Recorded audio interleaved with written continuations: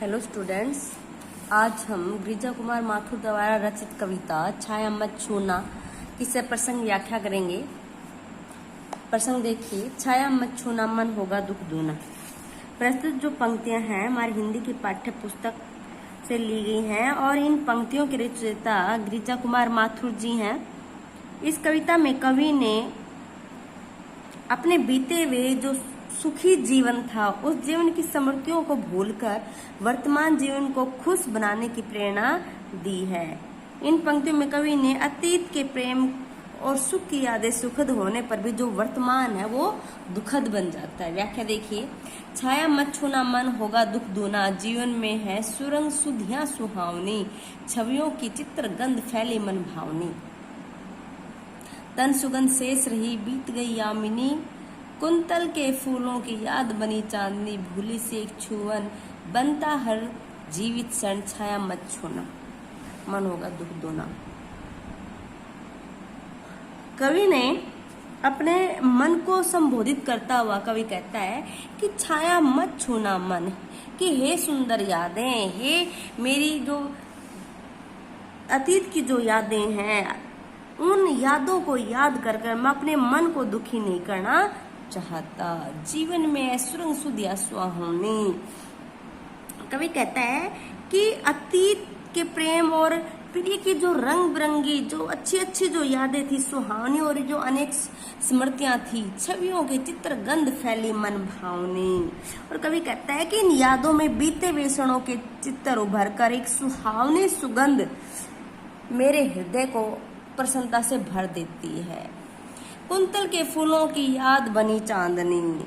और कवि कहता है कि प्रिय, कुंतल का मतलब होता है बाल केस, प्रिय के केसों में लगे फूलों की याद एक चांदनी के समान मन रूपी मेरे आसमान, मन रूपी आसमान में छाई रहती है।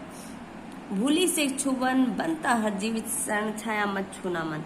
प्रिय के तन का जो स्पर्श है वो भुलाया नहीं, भूली से छुवन मतलब छूना, भुलाया नहीं जा सकता हर जीवित क्षण। और कवि कहता है कि वह जो सुंदर जो पल हैं वो बीते हुए क्षणों को जीवित कर देते हैं। अतः हे मन, अतीत की यादों को मत छूना, छाया मत छूना। अतीत की जो अच्छी अच्छी यादें हैं उनको याद मत करना, उनको याद करेगा तो जो तुम्हारा जो दिल है वो दुखेगा, तुम्हें दुख होगा। ठीक है। भाषा कैसी है?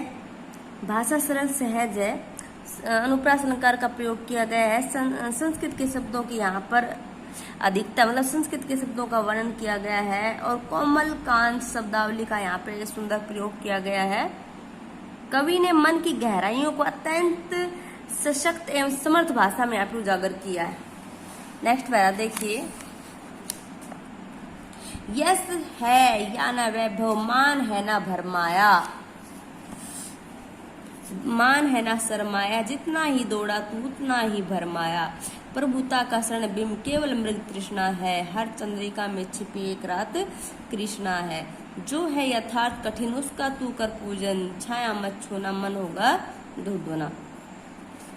कवि कहता है कि जीवन में जो भी तुमने अच्छी अच्छी जो यादें थी, हम प्रेम की जो घड़ियां थी, उन स्मृतियों को तुमने पीछे छोड़ दिया है। और कभी कहता है अगर उन स्मृतियों के पीछे तू दौड़ेगा तो यश या न वह बनना है तो तुम्हें यश मिलेगा, ना तुम्हें सुख संपत्ति मिलेगा, ऐश्वर्य मिलेगा, मान है ना शर्माया मतलब उनसे तुम्हें अपने जीवन में कुछ प्राप्त नहीं हो सकता, जितना ही दौड़ा उतना ही बरवाया। इन सब के पीछे तू जितना अधिक दौड़ेगा उतना ही तो भ्रम के जाल में उलझ जाएगा। प्रभुता का क्षण बिंब केवल मृग तृष्णा। कवि कहता है कि किसी प्रकार के प्रभुता की छाया अर्थात अधिकार पाने का विचार एक प्रकार से धोखा है, मृग तृष्णा है। हर चंद्रिका में छिपी एक रात कृष्णा, तो हर चंद्रिका के बाद एक चांदनी रात आती है।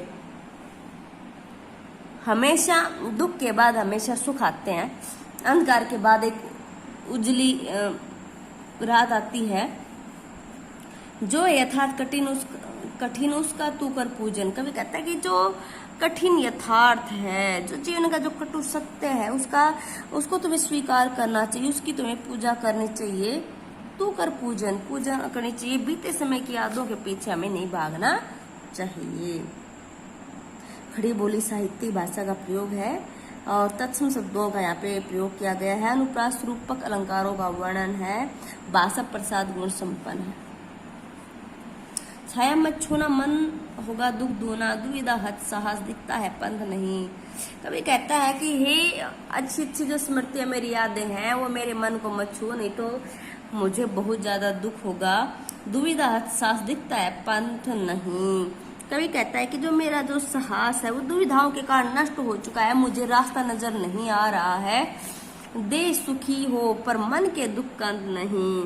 कभी कहता है कि शरीर सुखी होने पर भी मन को असीम दुख है न चांद खिला शरद रात आने पर, कि मुझे असीम दुख है कि हर प्रकार की सुख सुविधाएं होने पर भी तुम मन से प्रसन्न नहीं हो। अर्थात कवि कहता है कि तुम्हें इस बात का दुख है कि शरद की रात आने पर आकाश में चांद जिस प्रकार दिखाई नहीं देता, उसी प्रकार कवि के मन में भी सुख की प्राप्ति के पश्चात भी उसका मन प्रसन्न नहीं है। क्या हुआ जो खिला फूल रस बसंत जाने पर।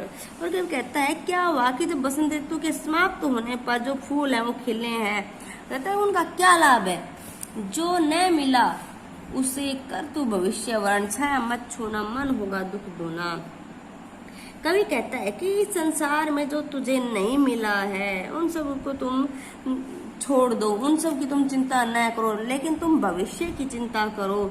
मनुष्य को अतीत कल्पनाओं में जीने की अपेक्षा जो वर्तमान है उसमें जीने का प्रयास करना चाहिए। इसलिए तुम्हारी जो भलाई हुई है कि तुम भविष्य का उसे कर तू भविष्य वर्ण, अपने भविष्य के बारे में सोचो। थैंक्स स्टूडेंट्स, मेरे चैनल को लाइक कीजिए, सब्सक्राइब कीजिए और कमेंट्स कीजिए।